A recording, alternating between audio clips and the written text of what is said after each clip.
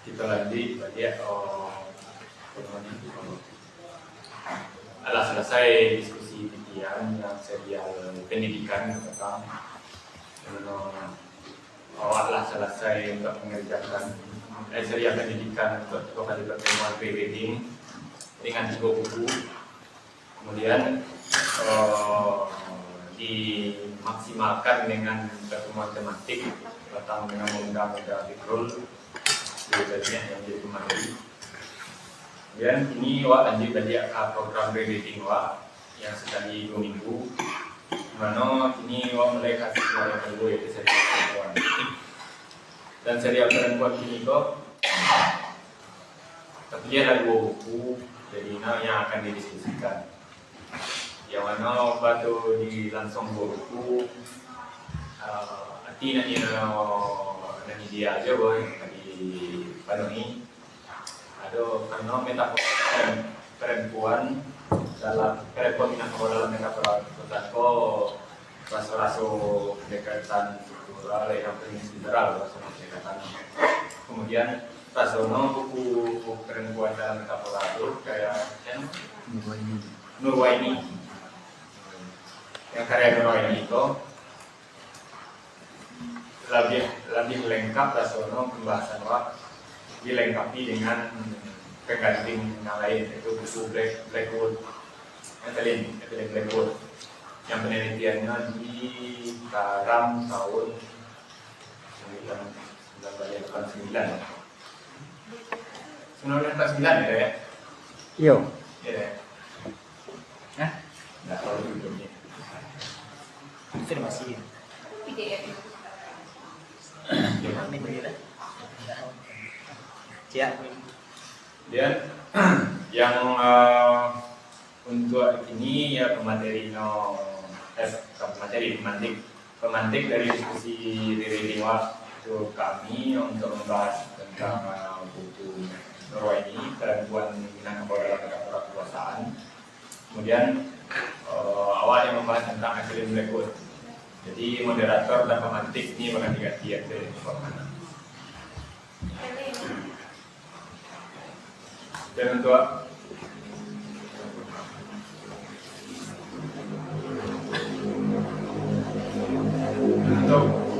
perempuan Minangkabau dalam metafora kekuasaan penelitian ini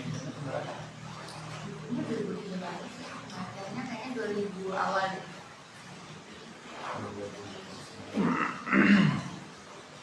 Kayaknya itu karena sibuk membahas Evelyn Blackwood dan awak tidak sempat untuk membahas dan mengelaborasi terkait buku perempuan Minangkabau dalam metafora kekuasaan. Lebih nanti awak serahkan ke ahlinya untuk mengulas tentang perempuan Minangkabau dalam metafora kekuasaan. Kepada kami, silakan. Terima kasih Raf. Assalamualaikum warahmatullahi wabarakatuh. Sebelumnya terima kasih sebesar-besarnya karena telah dilibatkan. Pertama akhirnya kami memaksakan diri membaca buku Bowen dan jujur kami tidak begitu dekat sebenarnya sama area kodok, tidak begitu dekat sama pengetahuan perihal adat, kontestasinya sama kehidupan sehari-hari, politik bernegara dan lain-lain. Cuman akhirnya posisi Mi Hariko memang tidak sebagai ahli ya Raf, cuma sebagai pembaca buru-buru gitu. Cuman kira-kira malam kok mungkin sama-sama kita diskusikan buku yang akan dibaca sedikit banyak, dirangkum sedikit gitu ya dalam catatan kami. Jadi langsung saja kali ya, buku kok secara garis besar Nurwaini itu menjadikan disertasinya sebagai buku untuk menggambarkan kira-kira seperti apa dinamika keterlibatan perempuan dalam ranah politik di era kontemporer kok. Nah, dan dinamika itu tidak bisa dilepaskan dari sejarah dan konstruksinya tuh menstrukturkan sebuah alam berpikir yang menyebabkan kemudian perempuan Minangkabau punya kedudukan politik yang porsinya sangat sedikit di ranah politik. Nah, kenapa itu kemudian menjadi hal yang penting untuk dikaji bagi Nurwani? Karena pertama, sedikitnya peran perempuan dalam ranah politik itu kontradiktif dengan cara masyarakat Minangkabau menempatkan perempuan di ranah adat gitu. Masyarakat Minangkabau tuh terkenal egaliter, musyawarah dan bermufakat untuk mengambil keputusan, meletakkan perempuan dan laki-laki setara dalam pengambilan keputusan tersebut. Tetapi karena adat Minangkabau menganut sistem kekerabatan matrilineal, akhirnya perempuan jadi sentral dari pengambilan setiap keputusan di ranah adat itu, yaitu dengan adanya peran Bundo Kanduang gitu ya. Kira-kira setiap keputusan yang diambil teh namo adat, Bundo Kanduang harus tahu dan harus menyetujui. Artinya kan Bundo Kanduang perempuan berperan sentral untuk mengambil keputusan dan berperan sebagai pengontrol kekuasaan gitu, untuk mengambil kesepakatan bersama di ranah adat. Nah, kenapa kemudian latar kultural itu bertolak belakang dengan fakta bahwa sangat sedikit keterlibatan perempuan Minangkabau di ranah politik. Nah, case itu dibandingkan secara menarik oleh Nurwani ke negara-negara lain. Nah, pada dasarnya sebagian besar negara-negara di Asia Tenggara tuh sama seperti Minangkabau, menempatkan perempuan dalam posisi yang penting, sentral, luhur dan sebagainya gitu ya. Tapi keterlibatannya di ranah politik kontemporer itu sangat sedikit kok. Kira-kira Mbak Ayo di bagian awal bukuku memaparkan sangat banyak data kuantitatif sih, mungkin kami bacakan yang agak menarik saja ya. Jadi di pemilu tahun 2004 itu tidak ada satupun perempuan Minangkabau di DPR RI. Adapun keterlibatan perempuan cuma 11,27%. Nah, kalau di DPRD tahun 99 itu hanya 4 orang dari 51 anggota parlemen di DPR RI. Terus berdasarkan sensus tahun 2000 dari 543 negara itu hanya ada 4 wali negari perempuan, dan jujur aku pun baru tahu kalau ada wali negari perempuan gitu. Nah, akhirnya nampak lah ya kalau jumlah perempuan Minang di posisi kepemimpinan politik kok sangat rendah. Why gitu kan. Kemudian pertanyaannya dari situ. Nah, membandingkan sama negara lain, Rwanda itu mengambil contohnya di Rwanda di tahun 2006. Latar kultural Rwanda itu meletakkan nilai perempuan itu pada kemampuannya berperan sebagai ibu dan istri gitu, di ranah domestik. Jadi akhirnya itu yang menentukan nilai dari seorang perempuan. Itu latar kultural yang sangat berbeda ya sama Minangkabau, tapi keterlibatan perempuan di Rwanda itu 48% di parlemen bahkan. Nah, akhirnya itu jadi pertanyaan kan, apakah kemudian ada hubungannya latar kultural tentang cara melihat peran gender dengan keterlibatan di ranah politik kontemporer itu. Kontemporer yang dimaksud oleh Nurwani Bisiko tuh maksudnya kira-kira seperti itu. Itu akhirnya jadi pertanyaan balik bagi kami ya, karena adat itu kan sebuah sistem yang terbentuk atas kontestasi pulau gitu kan, tidak lepas pula dari proses-proses politik di dalamnya. Apakah kemudian ada hubungan politik gitu kan. Nah, ketika dua jenis sistem kekuasaan kok bertabrakan, seperti apa kontestasinya gitu. Cuman akhirnya walaupun nampaknya sih tidak benar-benar dijelaskan ya di dalam buku atau mungkin apa yang skip, ranah politik yang dimaksud Nurwani itu adalah ranah kekuasaan lain di luar adat itu gitu. Medan kontestasi lain di luar adat yang telah terbentuk jauh sejak zaman kolonial. untuk menjelaskan itu si Nurwani sebenarnya banyak mengutip buku Evelyn Blackwood yang mungkin itu kok nampaknya merujuk ke buku yang Biko akan dijabarkan oleh si Raf ya. Bahwa masyarakat Minangkabau itu menjalankan adat tidak hanya untuk membedakannya dengan etnis lain, tapi juga untuk membedakan dirinya dengan negara. Gitu. Nah, kenapa kemudian harus dibedakan gitu, adat dan si negara itu kan? Nah, si medan lain kok, si medan kontestasi politik yang disebut politiko kemudian itulah terbentuk sejak zaman kolonial, berkembang, kemudian diadopsi oleh sistem kenegaraan hingga hari itu.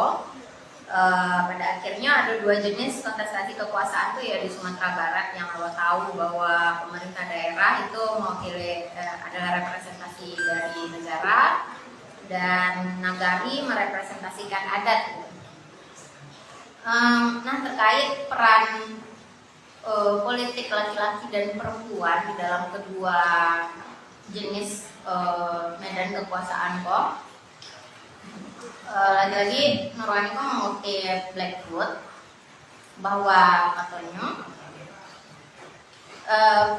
perempuan itu menjadi sentral dalam politik informal, sementara laki-laki menjadi sentral di ranah politik formal. Itu kemudian memantik pertanyaan lagi bagi kami ya, bagaimana kekuasaan informalnya perempuan itu bisa meletakkannya menjadi posisi yang sentral gitu dengan berbagi peran dengan laki-laki secara formal dan informal. Bagaimana kemudian perempuan kok justru menjadi sentral dalam sistem matrilineal gitu. Kurang dijelaskan ya di buku sebenarnya, apakah jangan-jangan egalitarian dan sentralitas perempuan segala macam itu cuma di tataran konsep saja. Tetapi sebenarnya si Nurwani itu merujuk pada catatan-catatan yang jauh sebelum era kolonial itu masuk untuk menunjukkan bahwa perempuan memang berperan sentral dalam ranah politiknya adat lewat Kaba dan Tambo. Itu kayaknya amis.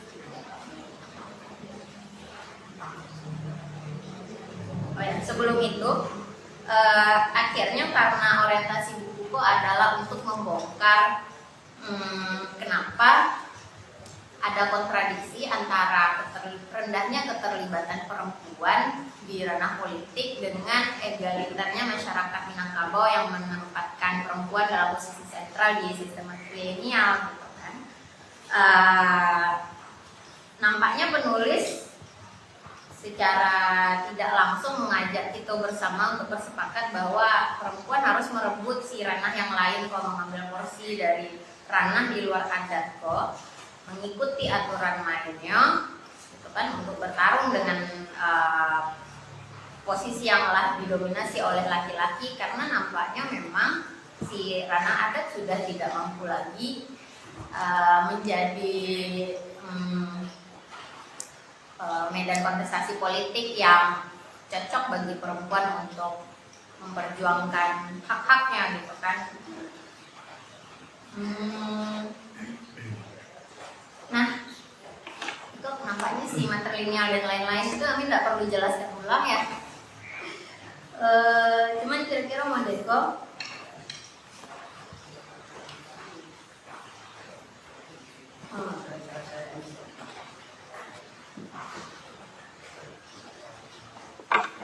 Nah, oke.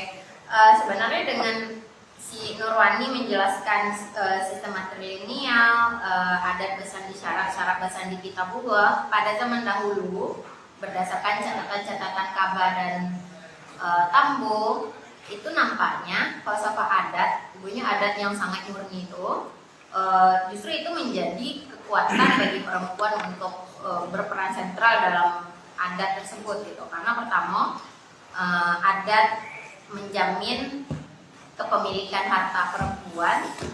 Yang kedua, harta pencarian milik perempuan adalah haknya sendiri. Sementara Islam mewajibkan suami mencari nafkah untuk istri. Akhirnya tidak ada beban pemenuhan ekonomi bagi perempuan Minangkabau, dan itu yang menyebabkan posisinya bisa sentral untuk mengambil kekuasaan atau keputusan dalam sebuah kaum. Cuman kemudian dari Tambo dan Kaba tersebut, Nurwani kok membuat perbandingan bahwa representasi perempuan dalam cerita-cerita itu mulai bergeser dalam novel modern.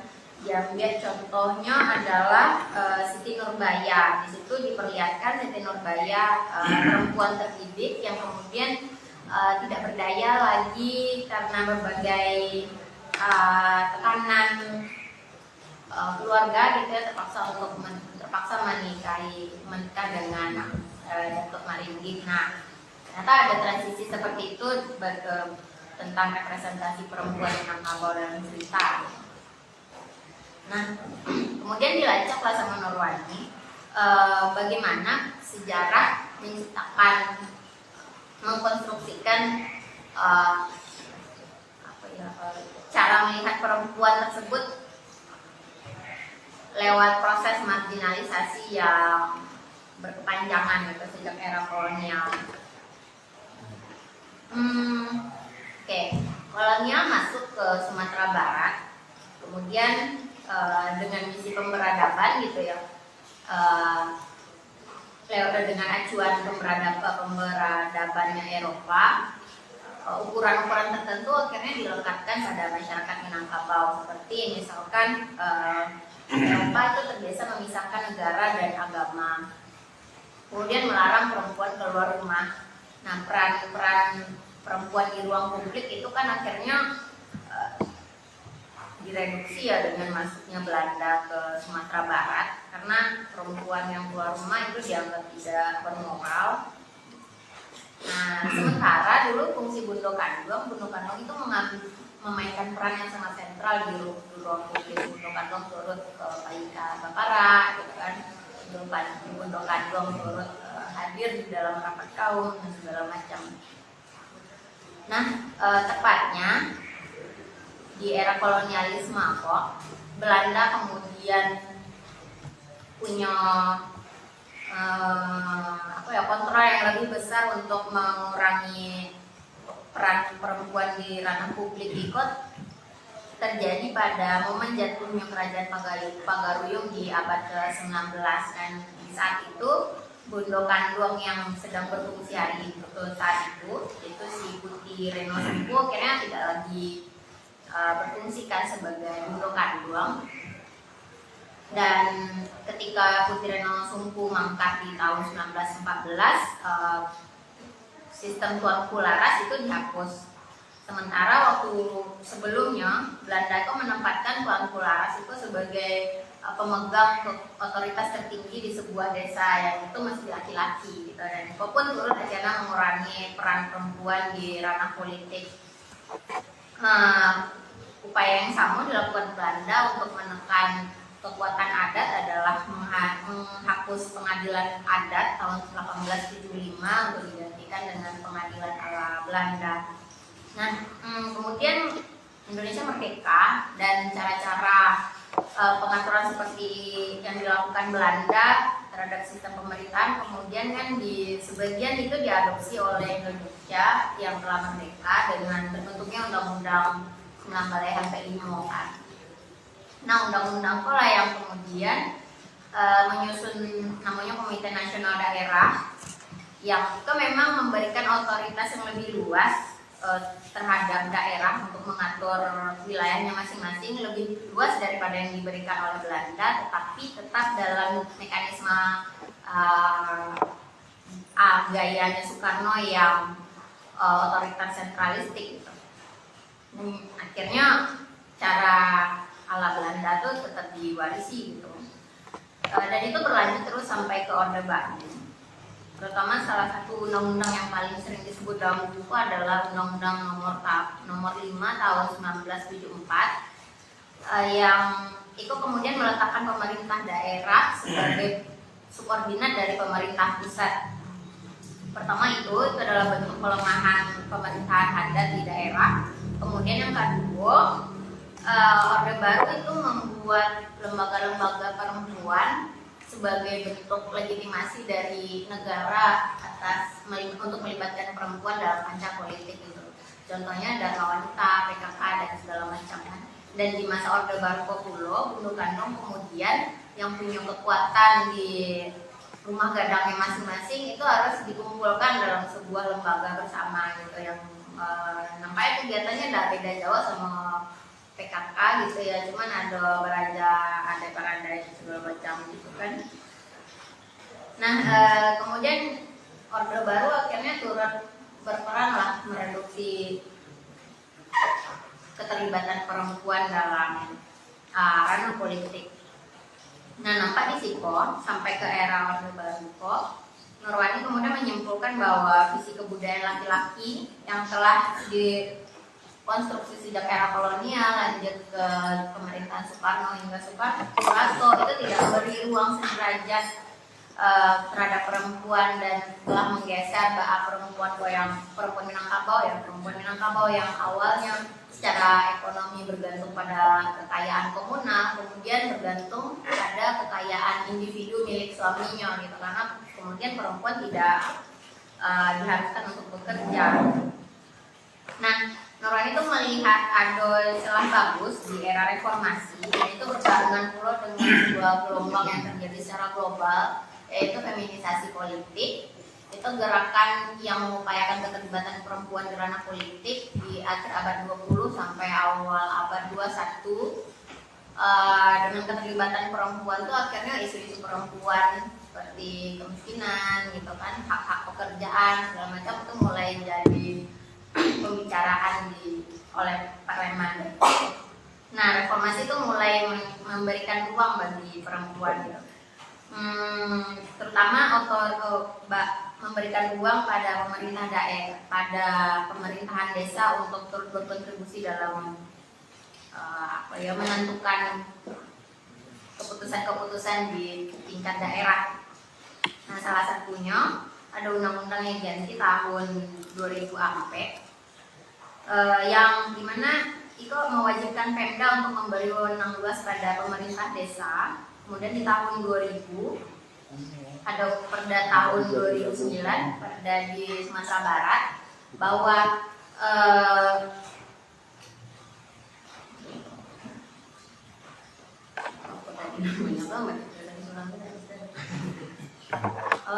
jadi mulai tahun 2000 itu Bundok Kandung dimasukkan dalam 3 sarangkai minyak mama, ulama dan saja pandai untuk mengambil keputusan di KAN.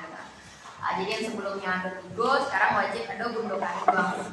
Cuman adanya konstruksi yang telah dibangun sejak era kolonial hingga di era kontemporer bahwa peran gender tertentu cocok mengerjakan peran tertentu gitu. Sementara yang 3 awal tadi itu minyak mama, ulama dan saja pandai, sebenarnya perempuan punya kapasitas untuk merepresentasikan diri dalam 3 hal tadi gitu. Ya itu tetap akhirnya menjadi semacam tantangan bagi perempuan untuk terlibat di dalam kan gitu ya di selain dalam peran gundokan Gompo.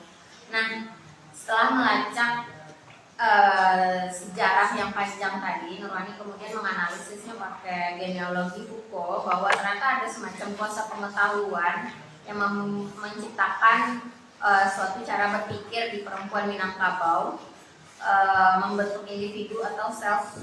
Kemudian perempuan Minangkabau itu jadi terngina bobo atas berbagai macam petata petiti yang memuliakannya, merepresentasikan dirinya, tetapi justru mengurangi perannya di ranah politik tersebut. Terus lagi-lagi karena orientasi buku adalah untuk mendorong keterlibatan politik perempuan, buku akhirnya membedahlah hambatan-hambatan apa saja yang kira-kira dihadapi oleh perempuan Minangkabau untuk terlibat secara politik, dibagi 2 gitu ya. Ada hambatan eksternal dan hambatan internal. Hambatan eksternal tuh kira-kira kondisi struktural, kemudian budaya, agama, terus perantaraan politik perempuan dan kultur politik yang hari itu masih didominasi oleh laki-laki.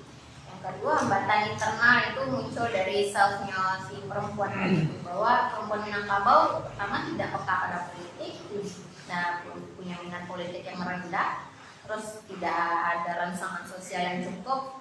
Dan itu lebih pada faktor-faktor diri perempuan Minangkabau itu ada.